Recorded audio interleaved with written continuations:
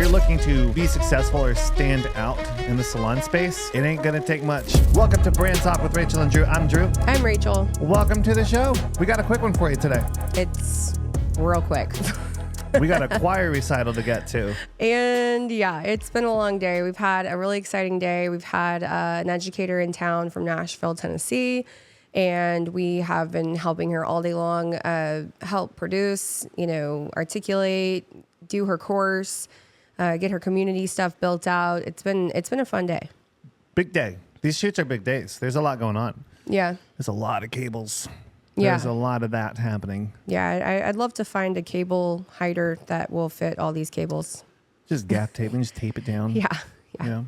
So we've had quite the week this week. We've talked to a lot of folks, a lot of activity from us this week, and I don't want to get into a big complaint fest here, but I do want to point to something. If you're looking to be successful or stand out, and especially in the salon space, it ain't going to take much, because most salon owners are just very paralyzed by what if, this catastrophizing thinking, like what if something happens bad or this or that. And 90% of the folks that we communicate with can't get out of that space.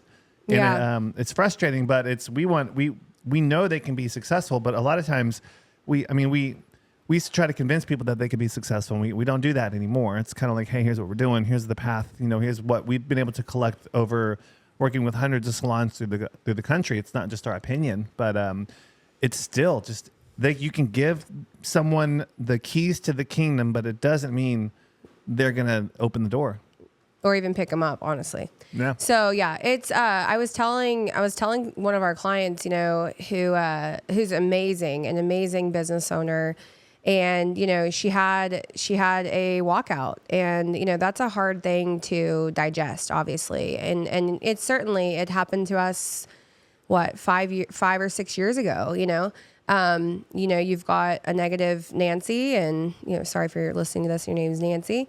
But, you've got a negative Nancy, and it ends up breeding and creating issues inside the company. And then one person's idea becomes everyone's idea. And then before you know it, you've got 25% or so of your team piecing out to go do this thing that they think they've got this ringleader that's leading. And you know what, guys, if that's happened to you, right, you know how horrible and miserable it feels in the moment.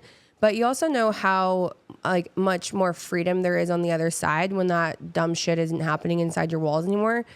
And anyway, she was going through that, and I was like, hey, just so you know, your ability to your unwavering commitment to being a successful business owner is your superpower. So many people don't have that right now.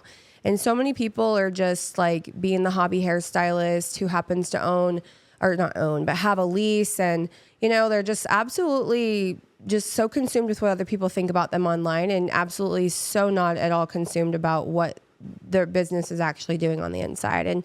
And so I had a reminder of that. And I'm like, you're going to be A-okay, sis. It's going to be a little bit of a dip for this month, but guess what? You're going to be back stronger than ever. Every time that happens, sure, there's a dip, but you're forced to evolve as a leader. You have to evolve. So yeah, I mean, personally, back in 2020, which is obviously the freaking worst year for a walkout to potentially happen. But I remember we were having, I think, $140,000 months. We had a little bit of a walkout happen, and that following month, I think we crushed it, and we were at freaking almost 190, and I was just bam, huge. Take that. You get out all of the problems, the poison. Yeah, and then you're able to actually grow. It's like unkeeking a water hose. Yeah. So if you're dealing with that, just deal with it, go through it. You're gonna have to be forced to develop some. You have to get scrappy. You're gonna have to develop. You're gonna have to find good talent quicker. You have to solve these problems that normally would take you months to solve, and you got to solve them in days, and you have to. Yeah, so, but your ability to solve problems is your superpower. And I'm not talking about brushing stuff under the rug. I'm talking about actually solving a problem, and there's a period at the end of that sentence. That's going to be extremely important in your ability to lead your team, to grow your company, to just have closure for whatever it is that's going on in your life or your business. And, it's not easy. Like, it's funny. I think we all get into business thinking it's going to be like this pretty Pinterest board. And then when you're done with that stuff, you're like, oh, I actually have a business I have to run. Yeah, you do. So, well, then it becomes successful, and then it becomes more difficult. Yeah. So each milestone that you hit in business, right? Like honestly, and actually in our prayers last night, which we pray together I think we missed one time this week because we were just so tired and we just passed out. But I mean, almost every night Drew's praying for us. Right. And so we're, basically thanking God for the challenges and thanking God for the problems that we get to solve and all of that stuff. And, like you have the ability to look at the glass half full, or you have the ability to look at the glass half empty. It's entirely up to you and your mindset and the way that you look at something. And, the more people you have, the more problems you likely have, the more challenges you'll have. But on the other side of challenges, you have incredible opportunity that is waiting for you. And your ability to navigate and bob and weave and get through challenges is really your superpower. So if you're listening to this and you're going through a tough time, or you've gone through a tough time before, remind yourself of the things that you have already accomplished and gone through. And that should give you a lot of perspective as to like, okay, yeah, so this is just like where you can almost minimize your own problem and see it just as a small problem. And you can get on the other side of it. It's the goal of business isn't to not have problems. You're going to have them. And the more successful you are, the more problems you're going to deal with. And I think a lot of people are trying to avoid, or if there's an issue, it destroys them. And the more success you have, and want to talk about that a little bit deeper, but you think, I just need to get to this particular financial level. Like if I'm making this much a month, I'm good. But there's going to be challenges that come with making that much as well. And there's going to be additional responsibility that comes with the burden of being able to make that level of income. And then you expand again, or you 6X your company like we did from 2020 to current day. And it's nuts. Like sometimes we're just like hanging on, and I think we were talking about earlier today, we have some amazing people come in. We do, we're pushing pretty hard. So we talk to a lot of people. They're not all that great. Right. So just like all the clients that come into your salon, you're gonna have your faves. You're gonna have the people that you're like, man, I freaking love seeing her. I love doing her hair. Mm-hmm. And then you're gonna have this one lady at 2:00. You're like, God, she's such a pain in the ass. Yeah. So as you grow, just buckle up and be okay with it. Be okay with working through the problems. Be okay with being insufficient with your leadership, insufficient with your marketing and sales ability, not good enough at a particular skill set that you need to get good, to get to where you're looking to go. Because that's what, if you're like us, you pray for it. And then we pray that we're able to expand our territory and help other people and make bigger impact and greater impact. That's what we pray for. And we get that, but we don't, it's not like a little, it doesn't show up like that. Floats down into our lap. It's usually like bam, like it's a very difficult challenge, and a door opens, and then we have to walk through it. But it's a difficult door to go through. And most times it could be a door that you're like doesn't look familiar to you. You're like, I've never been through this door before. I don't know what's on the other side, but I'm excited to find out what's on the other side. And And I know that, this is aligned with what I'm wanting to do. And I say I want growth. If you say you want growth, be prepared for growth to not show up like this bright, sparkly thing.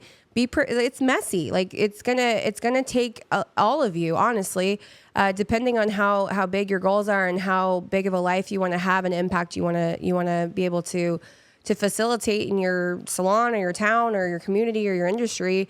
You ask for a full plate. I mean, come on. Like, you think it's going to come, like Drew said, with a lot of responsibility. So we want to just leave you guys with that today. And if you're looking for a community of people who are, if you want to grow, you want to do it, you want to be around other people just like you, that maybe you're the oddball in your town and you look around and you're like, gosh, everyone's so damn annoying. How come nobody wants to grow around here? How come I feel like I'm the odd one out, or I'm the one at the dinner table talking about money and growth and nobody else wants to talk about it with me? if that's you, we'd love to invite you into the Salon Owner Club. We think that that would be an absolute perfect place for you to be able to plug in, talk to people, get to know people, ask really high level, awesome questions. So we'll put a link in the description below for you to join the Salon Owner Club. It's completely free. Drew goes live in there. I go live in there. And just to be able to give you that place that maybe is unfamiliar, but that you belong. So yeah, and I wanted to add one more thing to you guys. We don't do this often or ask for much, but I have a little cousin. She's real young and she's dealing with some leukemia right now. So my aunt made her a GoFundMe, I think a couple days ago. Mm-hmm. She's a little bitty thing, cute as can be. She's 5 years old, you guys. Heart's bleeding for them, and they're in a little country town, and we help them as much as we can, and we do. But I'm gonna put a link in there if there's anything you guys can send them. Her name's Lulu, and my aunt Dee Dee. These names, Dee Dee and Lulu.